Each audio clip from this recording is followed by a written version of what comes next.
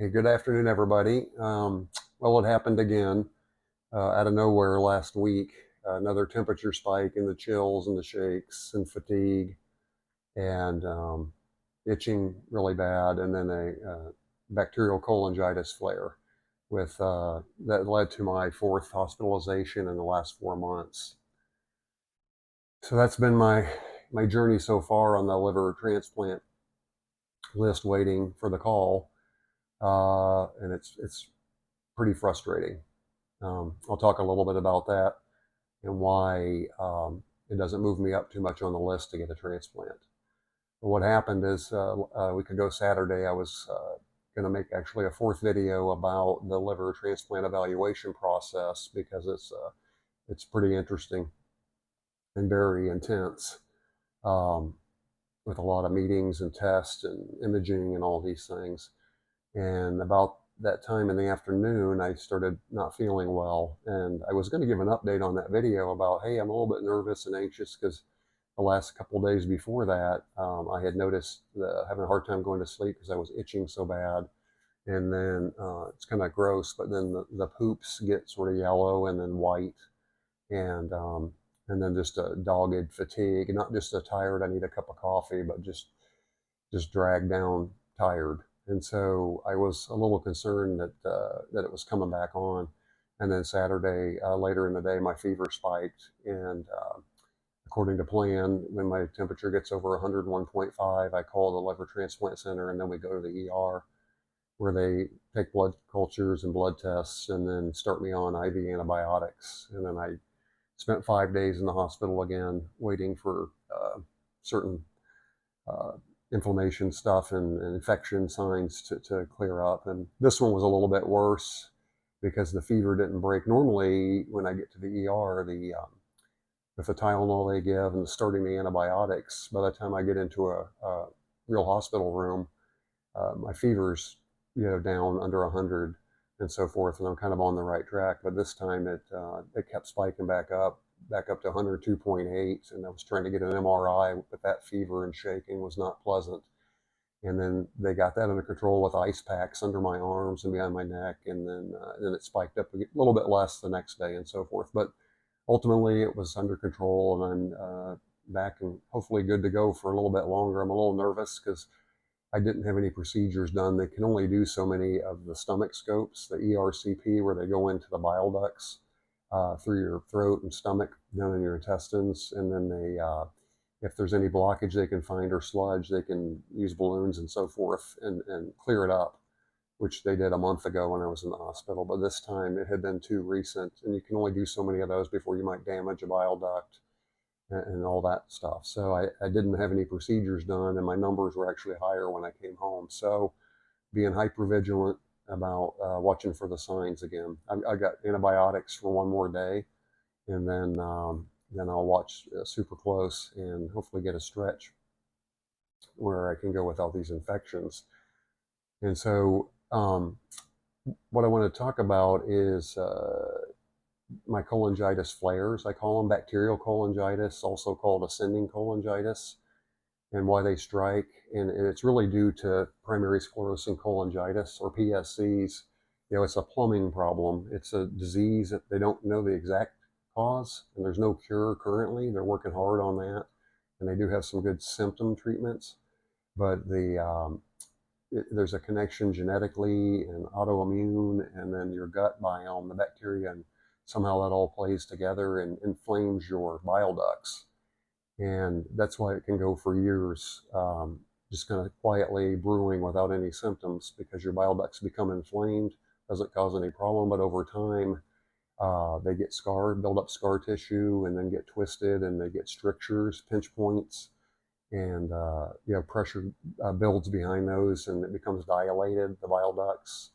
And for a while you can clear those out. Some are in the bigger ducts with PSC. Large duct PSC is what I have, but some are also microscopically up in the liver further, and obviously you can't do anything for those. And I happen to have a severe stricture on the left, where the left and right ducts split, and the left side is, you can't open it up. So with 4 ERCPs that I've had, they haven't been able to get the little wire into there to inject dye and see what's going on. And so it seems like there ought to be a way to do something with that, but really my hepatologist and the team said transplant is the cure for that. So that's what I'm waiting for. And so my journey of waiting for the call has been a lot of cholangitis flares. And what they look like, as you now I'm getting experienced with them, is some weeks or days going into them, I've noticed that like my hands will become real cold. And it doesn't necessarily build to a fever or anything, but we can be anywhere. And my hand, if I touched your leg, or yeah, it just feels like an ice pack. And but as it gets closer to a cholangitis attack, that that that ice cold hand turns into the chills and my teeth chattering and shaking, kind of like you're standing in the freezer in shorts. And then from that, I become like a blast furnace. My core, so my arms and feet will be icy cold, but then my core is like a blast furnace. I can just feel the heat coming off of me, and that means somewhere the bacteria might be getting into my blood. It certainly caused a system-wide infection, and so it's important, and that's why we go straight to the ER, just in case. So far, it hasn't been serious, where it's turned into sepsis of the blood, or the worst case would be septic shock, where your organs are shutting down and so forth. But certainly have to avoid that, and so that's why we go. Um, and first one I had, I say I have four. I had four hospitalizations, but back this year in February, on it's Valentine's Day, the first one kicked in about dinner time, and we didn't go to the hospital because I wasn't sure. My doctor had mentioned it 8 months before, that to keep us eye on that, but it also comes on like the flu, or like a 1 day flu. I have the flu shot, so but I have had it where it feels like the flu's coming on and then it's knocked back by the morning, or maybe a 1 day virus or something like that. And so I kind of thought it was that. I didn't even say anything to Sandra that day. I just kind of suffered through, took some Tylenol, and in the morning the fever had broken. I mean, I was just wiped out and didn't leave the couch or bed the next day, the Sunday after. But by the second day, I was pretty good to go, and I went back. And then the next Sunday, it came on again, and this time I got Sandra. And we didn't go to the ER, but she used ice packs and everything she could, and wet, icy cold washcloths on my forehead to bring my fever down. And we took Tylenol. I can only take 200 or 2,000 milligrams a day, because it can be tough on your liver if your liver is compromised. But we took it in small doses and got the fever down and thought we were good to go. And then I had an appointment coming up, so the nurse practitioner had called for my hepatologist, and I mentioned those things, and she seemed a little shocked and said, you need to go to the ER right now. And this was the next day where I actually felt okay. And she said, let me check with the doctor. And then so she called back and said, yeah, go straight to the ER. And so we went up there. But on that first visit, I just sort of walked up, as you might think, to the triage nurse and said, I have a little bit of stomach pain. I had a fever yesterday. Didn't really spell out the whole story. So I kind of went and got in the side with the low priority. So they ran the blood test. I guess they didn't show much. And Sandra and I waited about 7 hours. I think it was midnight by that time, and we just had to go. We were dog tired. It's an hour drive from LA, and so we actually left without going back and getting any IVs or anything. And then so I had two of those that are undocumented, and then four since then where I was in the hospital. I went to the hospital for it. So they seem to be speeding up. This one was different. Couldn't knock the fever back. And so I'm a little concerned about that. And it was what led me to the liver transplant evaluation, being recommended for that.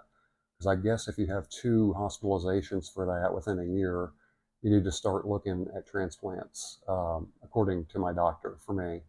And so that's what got the ball rolling on getting on the list. And I'll talk about that in another video, and that whole process, and then more about the MELD score, which is a model for end-stage liver disease.